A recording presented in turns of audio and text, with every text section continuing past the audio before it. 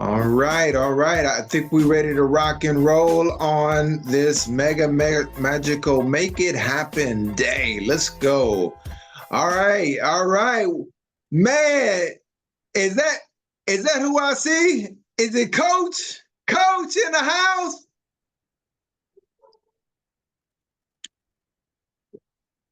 There you go. Can you hear me, Coach? Yes, sir. I hear you loud and clear, baby.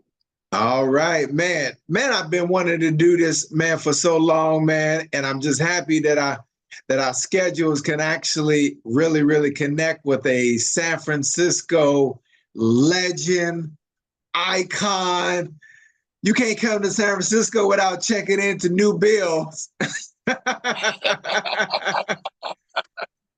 Hey, Yes, sir.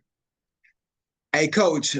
Most people already know you, but let's kind of give them a preview of kind of your background a little bit, kind of go back a little bit before we get into all the coaching and the barbershop and all that other beautiful stuff. So, Coach, where'd you grow up?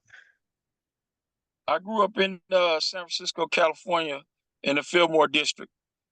Okay, okay. And you went to what middle school? Look, let's just start with the elementary. Elementary, I went to Will, and middle school, I went to Ben Franklin, and high school, I went to Galileo. Okay, okay. And All, that's all where three, all three of the toughest schools in San Francisco. that part, that That part. part. Now, you and I have known each other for 30 plus years easily. Very easy.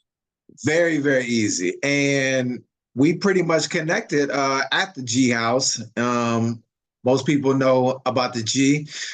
But it's crazy because when I first met you, I was like, who is this dude? This dude, this dude is different. Um, and when we got a chance to play on the football field, well, then the synergy just kicked in, and it was just like, oh, I just love this dude. This dude is he's special right there. And Coach White said as a 10th grader, he is one of the best middle linebackers that I have ever taught. Ever seen. Ever seen. Ever seen. That's the San Francisco Chronicle right there. What got you to play sports? Well, I grew up playing sports. My uncle um, was a very talented athlete here in the city.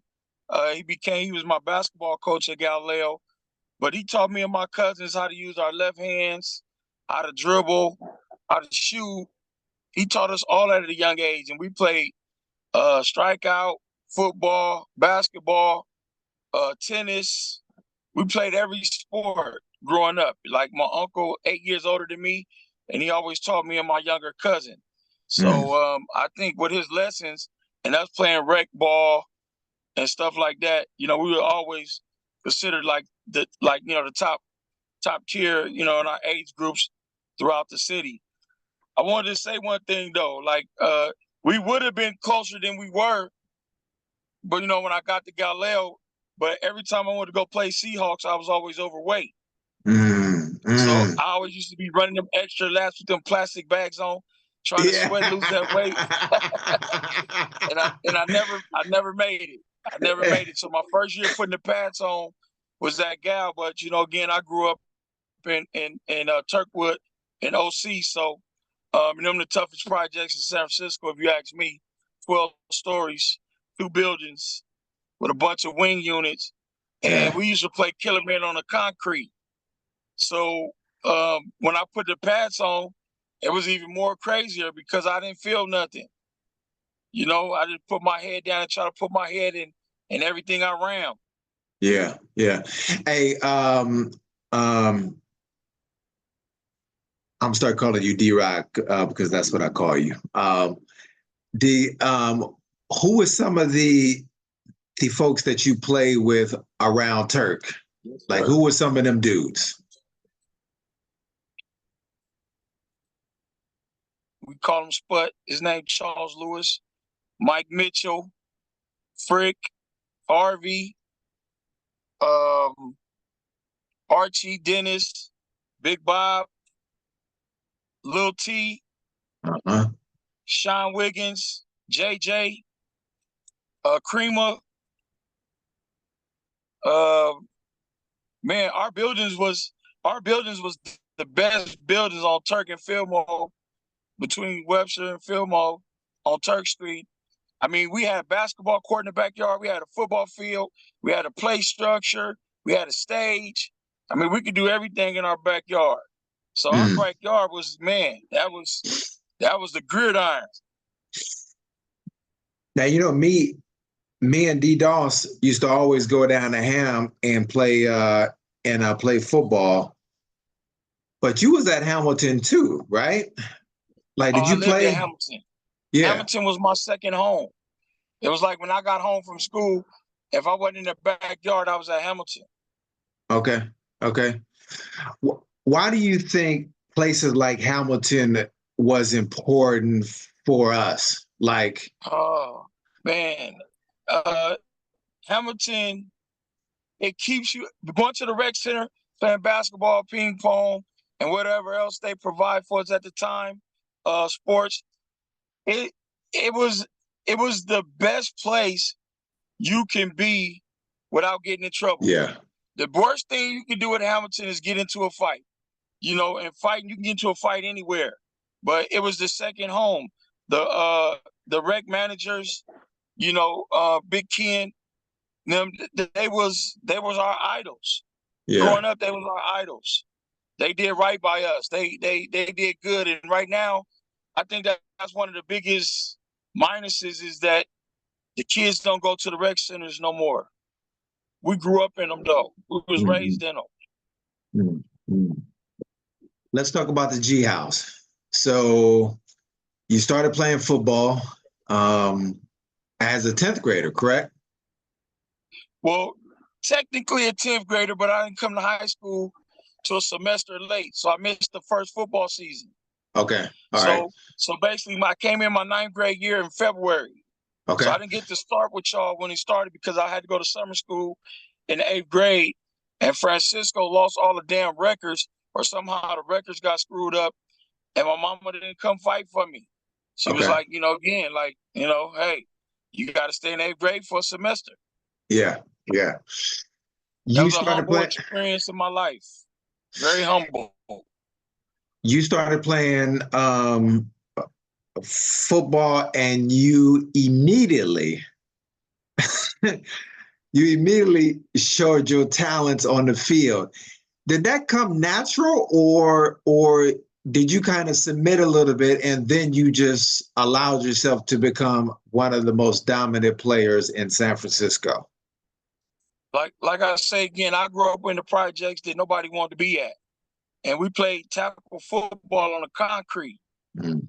So you can imagine, I grew up a bully. I don't like to say that, but that's just how it was.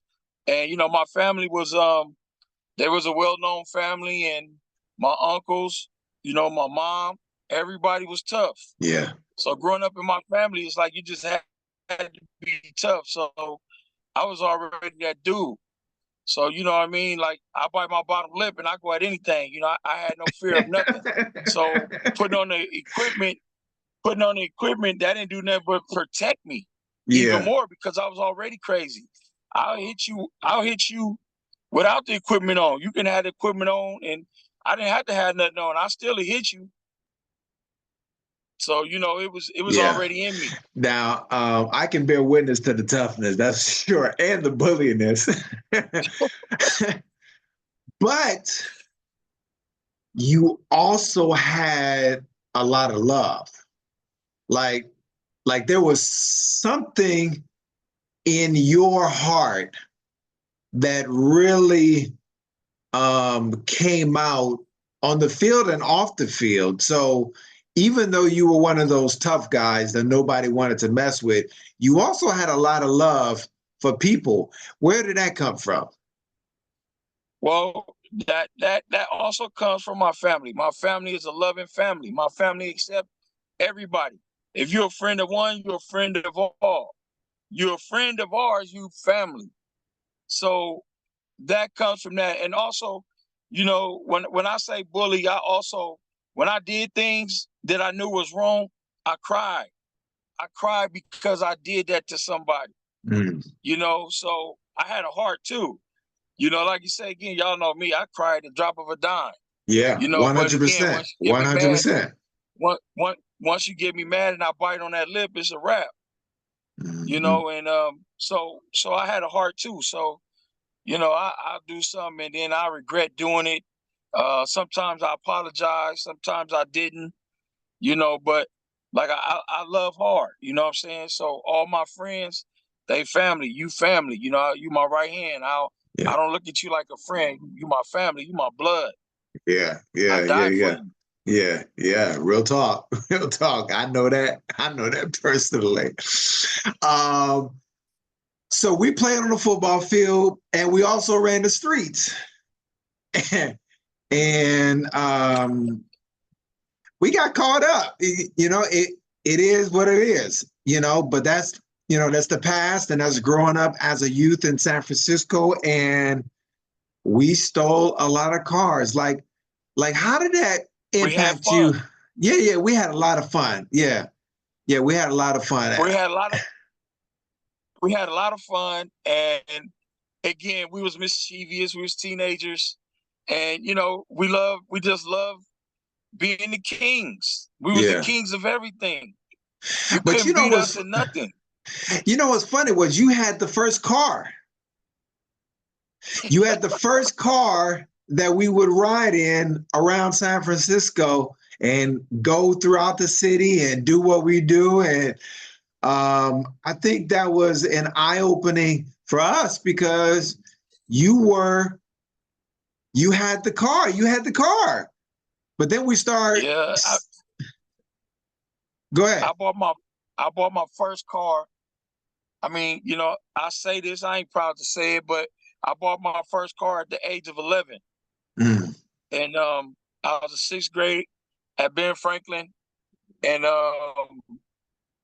me and my cousin, we went in half on a 72 Nova. And it was a brown peanut butter dookie looking car. But it was fast, it had a 350 in it. And like I say, me and my cousin, we learned how to do all the tricks in the cars and everything with that car. So I always owned the car since the sixth grade. Yeah. And my mom used to have a Toyota Celica, and they used to steal her car all the time. And we used to wonder how they steal her car, and we get the car back, the ignition never was broken. And then one time we got the car back with a key in it, and the key was a master key. So that was a master key to all Toyotas. So I saw it laying around the house one day. So I picked the key up, and I'm in high school now. I picked that key up, and next thing you know, we got some keys made, and I gave everybody keys, and we just went and started getting them cars and having fun. And we just started having fun.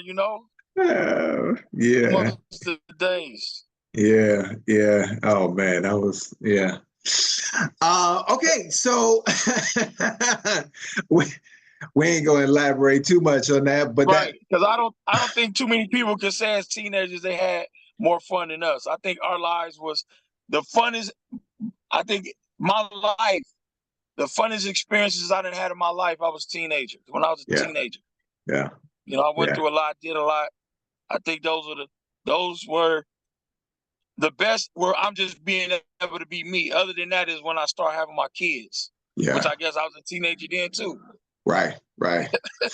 So you started playing high school. I won two back-to-back championships. You won three. Yes. And you eventually end up going to City College and playing up there as well. So can I give Yeah, my accolades for Galileo? absolutely. Okay. Our JV year, I was a co-MVP with Dexter Doss, a quarterback. He was a quarterback. I was a middle linebacker. He played safety on defense. I played guard on offense. Um, the junior year, I went first team all city. I think honorable mention all Bay Area. All Bay Area, yeah. Junior year, which was our senior year, so which I got to come back another year and play for a semester. But that year, again, I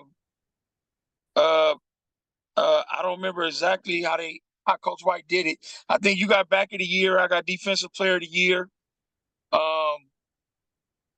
and first team all city again, and then I think first team all Bay Area. Yep. And then I got to come back a year, and then I got defensive player of the year. I got I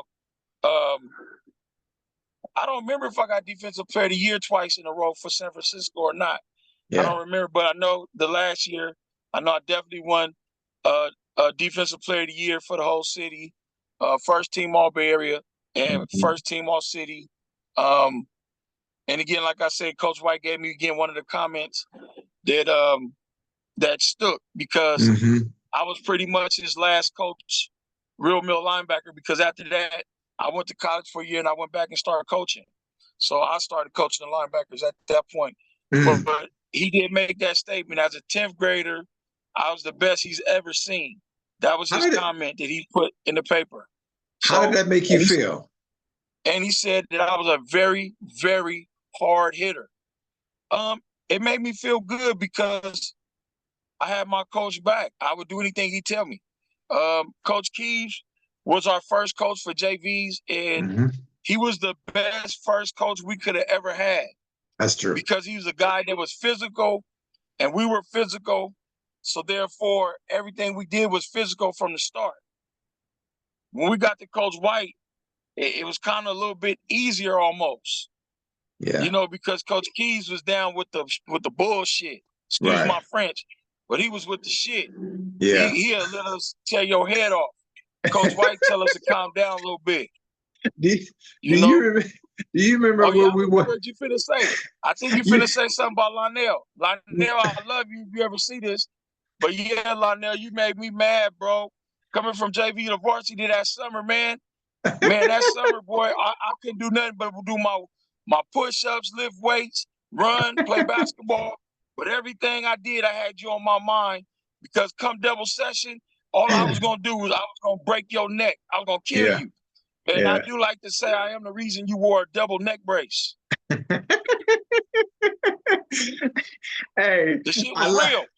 I love them 8'9" dudes, man. But we made sure that our names were respected, and they were some of my inspiration on why I believe we also became greater than we was as well, because they had some great players, man.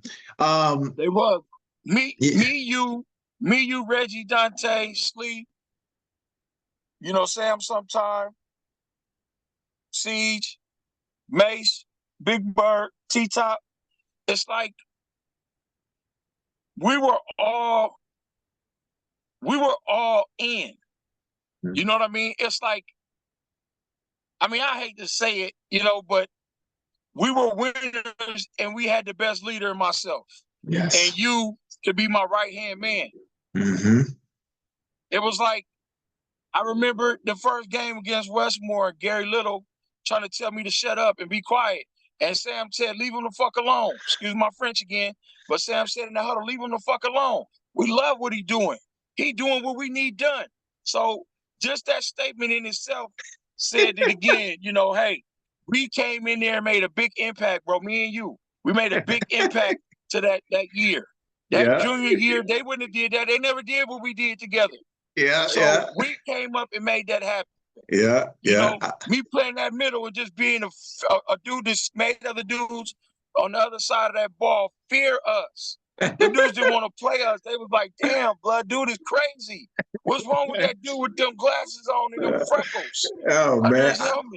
I remember we would be in the huddles and we would be like digging in everybody's helmets and, we was digging out eyes and everything, especially you. So, oh man, that was beautiful. Okay, so let me fast forward a little bit because you and we may have to do a part 2 and a part 3 of this because there's so many stories to tell, and I think it's important that we tell the stories.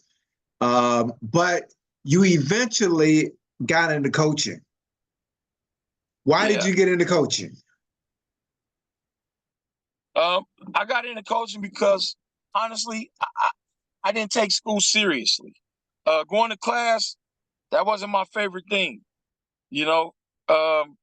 So technically, I did enough to get by, but that wasn't enough really for college. So I did a semester, and then I did another semester at City, and then I was like, it ain't for me. And I went to Gal and started coaching. And and with me and you, when me and you went to linebacker camp in the 10th grade, which I guess the 10th grade year, going into our 11th grade year. Again, like I say, being that I came a semester late, so once you graduated, I was able to stay and play with the class of '91 one more year. But when we went to that linebacker camp and they taught us how to read different than Coach White taught us, man, in a 4-3 defense, knowing when that center do this, you do that, I became like a cat at it. I was fast at it, so my reads was impeccable. And then Wasn't once that I taught them, wasn't that a game changer? Like that was a game changer. that was a game changer for That camp us. was. If we wouldn't have went to that camp, we would have still been good, but we wouldn't have been great as we was. Yeah. That camp made us great. Mm-hmm. And when we stepped into a varsity field, we were veterans. We wasn't like rookie. We were veterans. It was like you can't stop us. We own it. We know what we're doing. We know our reads.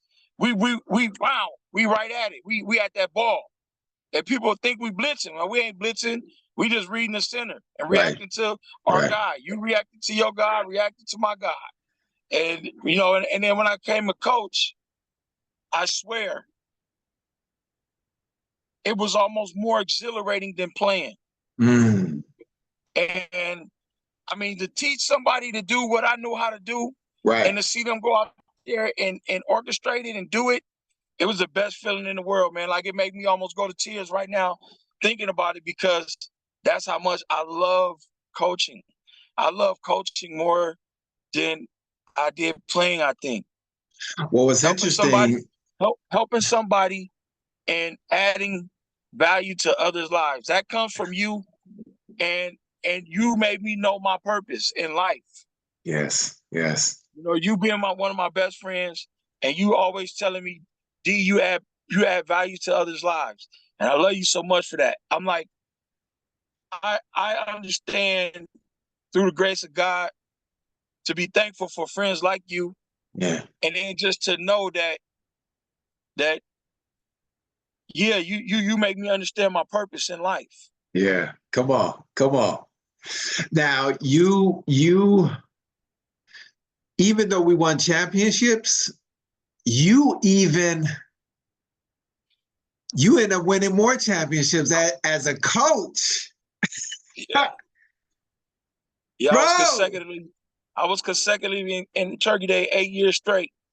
8 years straight, unheard of. Unheard Yeah, of.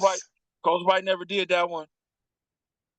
Like I said again, I think me, you, and our guys, our group, we were meant to run this city. And London was a part of us. Yeah. London grew up with me. She went to Radford Will, Ben Franklin, Galileo with me. OC Projects. It's like London is one of us. We ran the city. I remember making statements to you years ago that we supposed to be still running this city. We supposed to be, on the top of everything. Ain't nobody supposed to have more than us in this city that's from the city. Mm-hmm. I remember saying that and still feel that way to this day. Mm-hmm. Mm-hmm. I look at it and I love the fact that one of us is the mayor, but I don't think we finished yet. You know what I'm saying? I think I it's don't more to do.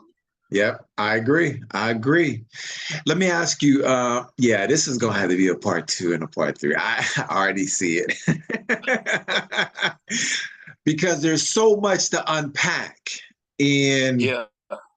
in our lives, and we have to be the ones to tell our narrative and our story because our generation is so great.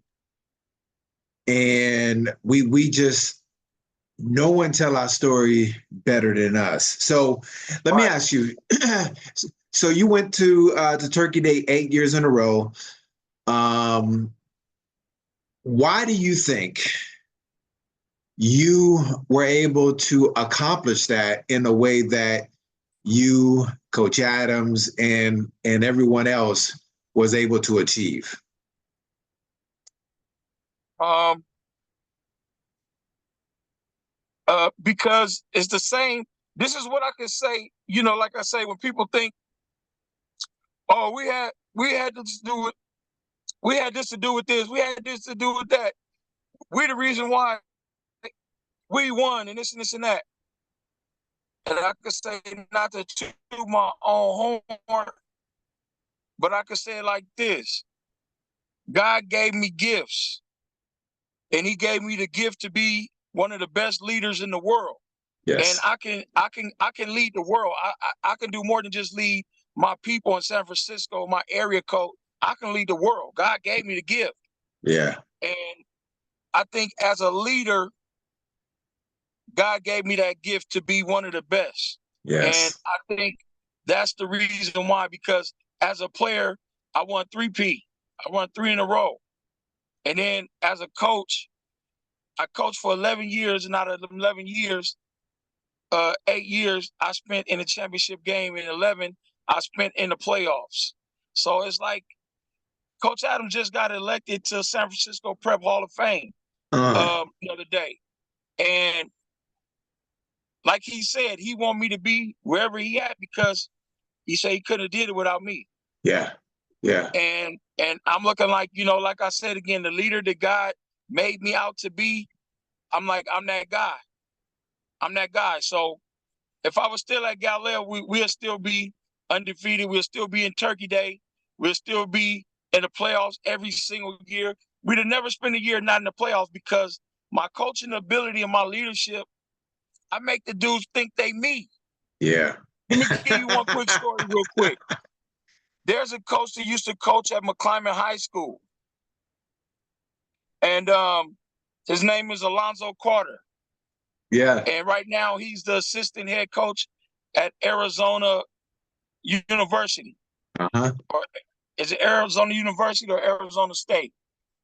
And the thing with that is this: we beating up on Oakland Tech every year, and Oakland Tech was way bigger than us, way faster than us, and all of a sudden he's just like, like, what's going on? Why is this happening? Why is this team in San Francisco, Galileo, why is they beating up on Oakland Tech every single year? Yeah. So he came to the game. He wanted to see what the hype was. He wanted to see what was going on. And when he got there, you know how we go in the back and do our tunnel thing. He said everybody start running because you can hear the echoes off the Fontanas. And he hear us getting loud and pumped up back there. And he saw the other team getting nervous. And he saw everybody run to the top of the bleachers and look over. And he said he ran up there himself like he wanted to see what the fuss was. Yeah. He said, man, I got up there and looked over. He said, man, you was in the middle of about 8 Asian dudes, a couple white dudes, about 8, 9, 10 black dudes, and you had them dudes going crazy. He said, when y'all ran out, he said, man, they were so little. I'm thinking like, what the fuck? And he said, but you had them dudes so wired up, they went out there and whooped on Oakland Tech. And I was Yeah. like, I gotta get some of this. And the year that he got some was 9/11. Okay. When 9/11 hit, we were structured to play Berkeley. And Berkeley, because of the 9/11, they backed out the game. Yeah. and we had beat them the year before. So when the game came with us and McClyman, we talked to each other, and he said, "Let's make it happen." I said, "Let's make it happen. It's a done deal. Let's do it." So we did it. We ran that table. We went 12-0 that year. And Alonzo McClymon's high school, they went 11-1. That was the first year where he had, I believe, 14 Division I athletes go to college. 14. 14 guys go Division I. And we became real good friends. And he taught me how, he said, man, he said, when it come to X's and O's, he said, you the best I ever seen. He said, I can't lie, hands down, I got to give you your props. And he said, wherever I'm at coaching, if you ever want to coach with me, you got a job. And like I said, I can hold him to that to this day. If I want to say I want to go coach college ball with him, I'm pretty sure he'll talk to the coach and make sure I get on the staff. Man, this is beautiful. Like, there's so many spinoffs in this conversation that you and I are going to be having, because we can't not unpack all of this. So let me kind of speed this up a little bit, because we got about maybe 8 more minutes left. So you coached 11 years. Yeah, I coached for 11 years. Who were some of your top players that you feel like rises to the top? Your top 2 or 3? Well, let's go with my top 5. Okay. Which they always try to make me do this, but I tell them I won't do it. Because I love all of them, and I don't want them feeling like nobody's more special than anybody else. But here's the way. Here's how it goes. My number 1 player that I coach, talent-wise. You want to go 5, 4, 3, 2, 1? I'm just gonna put them out there. I ain't gonna go like that. Okay. I'm just gonna say, just talent-wise, I think the first one would be Richard Lewis. Okay. Richard Lewis was the MVP for the North Shrine game. So the South, Northern California versus Southern California, he was the MVP for the North. Okay. And he was a part of my 12-0 team. Next, I would say talent-wise, I'll go Raymond Davis. Raymond Davis broke O.J. Simpson's touchdown record at Gallo High School. Come on now. Next, I'll say Fidel Pugh. Okay. Fidel Pugh was my quarterback from West Side Projects. Yeah. I mean, Fidel to me was he was the best and the most talented quarterback that I would say I coached at Galileo. Now, and a lot of times to me, Fidel did a lot of things like he'd come to the sideline, run this, go ahead, go back in there, run it. Like he had an offensive mind. And he was a big dude. He was 220, 230 pound, 6 feet, 6'1" quarterback. So he was a D tackle, D end, middle linebacker as well. So he wasn't no joke. That boy can hit. He could play. And then next, I'll have to say again, Antoine Evans. Okay. Yep. Antoine Evans was a little skinny grasshopper. But the fact that his brother played football with us on our team, his brother Lee Evans, when I came to practice, we practiced, and all of a sudden this little sophomore dude come up there, and we looking like JVs don't start until another 2 weeks. And I was like, well, who is you? And he was like, I'm Antoine Evans. And I was saying, you any kid in the league? He said, yeah, that's my big brother. And I said, I can see it in your face. Wow. I can see your brother and your sister.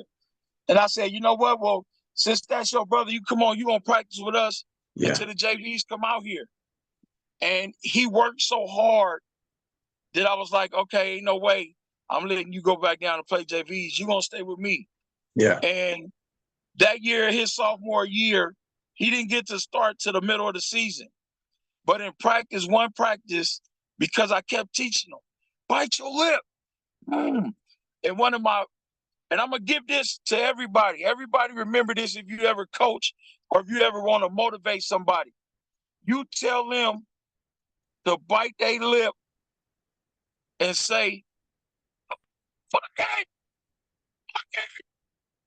and they will go absolutely berserk for you. They will learn how to let go and let God take the way. Because it's meant for you to go in here full speed, you're going to go in there full speed. Yeah. You ain't going to take a step and slow down. No, you're going full speed and you're going to get it. But you got to learn that mentality. The mentality. You got to learn it. And I'm sorry again to be cursing and using profanity, but it's a motivation. Bucket is a motivation for me. And it worked for my players. My players was little Asian dudes, and they'll run through anything for me. I don't care how big you was. I don't care how many muscles you had or what mustache you had. It didn't make a difference. Them players was going to do what they had to do for me. And I appreciated that. And that was it. That was it. It was a when they speak on Coach Murray, the fuck it mentality is what I gave everybody. Yeah. Because we had no fear. Yeah. And you learned no fear by learning to fuck it.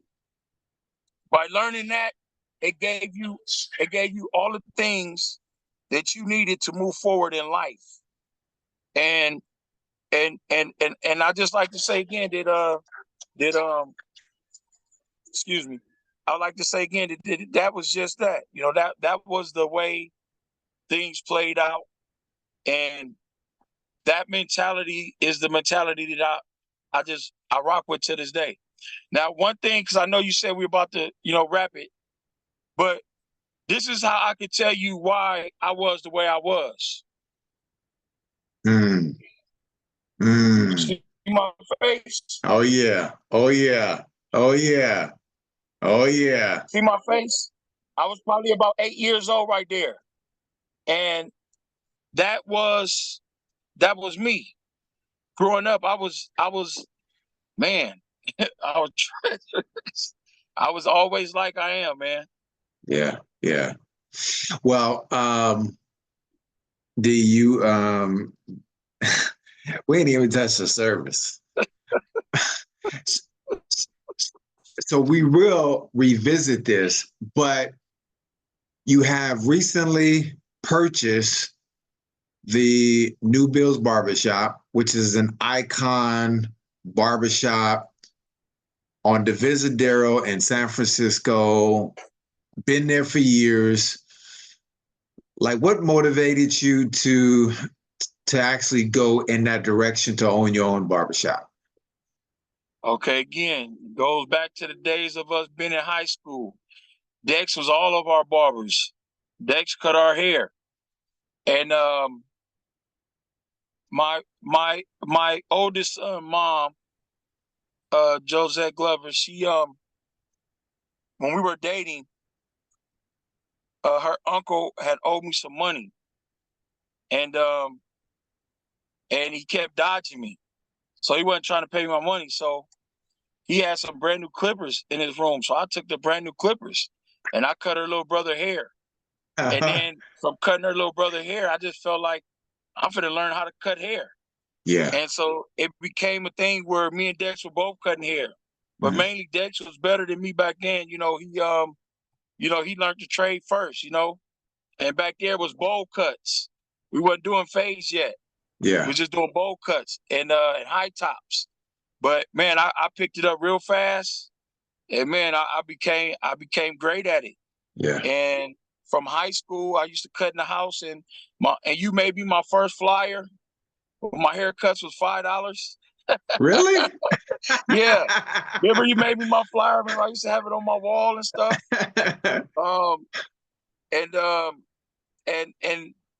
And then from there, it went to my uncle telling me, you're sitting on a gold mine. You need to go to barber school. You're sitting on a gold mine. You need to go to barber school. I'm like, I'm a football player. I ain't worried about no cutting hair. I do that as a side hustle. Yeah. And the next thing you know, he said it enough to the point where he was about to get married and move out. And so I was like, F it. I gonna end up getting married and moving out first. And I went to barber school. And because my uncle pushed me to do it, it became part of me. And then I worked for Unified School District, coaching, doing security, and doing paraprofessional, which is a class teacher's assistant. And then next thing you know, it became a time when, okay, the school district stuff and working in the schools starting to get played a little bit. And the barbershop time was time to go full time. So I went full time. I let the school district go. A lot of kids that I coached became coaches. Yeah. So I always helped them out. And then I became the coach for my own kids. Yeah. I coached my own kids. And then it came a chance where the owner of New Bill's been around since the 60s. Philmo Slim and all them big dudes back in the day, that's where they used to go get their hair done at. Mama Tish and Ace, they used to all go get their hair done there. And it came that time when Mama Tish said, "Baby, I'm tired. And you ready to take it and run it?" And I said, "Yeah." But during that time, it was somebody else named Monzel. Monzel was supposed to take over the shop. So I asked her, "Hey, Mama, what about Monzel?" And she said, "Well, baby, I offered it, but he didn't want to give me what I asked." So I went, got her the money, boom, came back. And a story in that next thing you know, somebody go tell Monzel, "You buying shop?" "Yeah, coach getting the shop right now. He gave her the money already." Monzel come talk to her. Monzel give her money. She give me my money back. And she said, "Well, baby, I made him a promise." And he owned it for 10 years. And then I was about to start my mobile barbershop. And everybody was about to leave the barbershop. So Zell was like, "Do you want to buy it?" Yeah. And I said, "Hell yeah, I want to buy it." And I bought it, and I ain't never looked back since. Come on now. So I done made the barbershop an all-purpose shop. Yes. The barbershop done been my business, my kids' business, my fiance business, cousins, friends, everybody use that address again as their business, because I try to run an entrepreneur school again. You was part of that with me. And I wanted to give everybody the knowledge that I knew, because if I'd have knew all of that, I'd have been on my own barbershop. Yeah. So it became that, a lounge, a podcast. Well, again, it goes back to who you are. Like you're constantly, like, that's just your heart. Yeah. Yes, you tough. Yes, you do all that extra stuff. But you have a heart of gold, and the blessing is you're constantly always giving back and adding value to the lives of others, those who are around you, those who are in a community in some form of fashion. But D, before we wrap up, I'm gonna let you give the last words, before we have to redo this again real soon, so that the people can kind of see and we can kind of fill in a lot of these blanks, that people don't know about. So what's the last words? Floor is yours. My last words, I'll say again, is you being my right hand man. It's things to do that I feel like I can't do without you.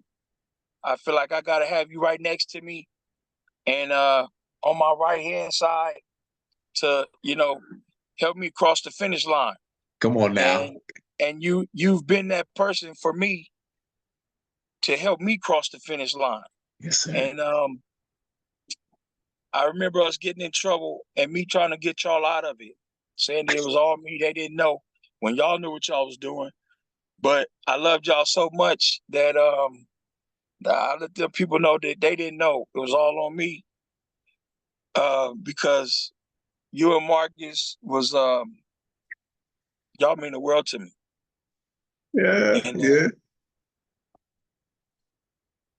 It just be like y'all inspiration to me, because I had to let other friends go to make y'all my friends. And from that road on, everything in my life been positive. So my last words right now on this thing would just say thank you for being you. Thank you for being my friend. Thank you for accepting me for my good and my bad. And again, I'm gonna cry, you know that. I'm gonna shed some tears, but it's just tears of joy of understanding and being knowing that I'm so lucky to have a friend like you. Man, I love you, bro. Love you. Love you. All right, guys. Catch you guys on the next one. Until we meet again, until we do part 2 and part 3. Coach, great to see you, man. Love you, bro. Thank you. Love you more, T.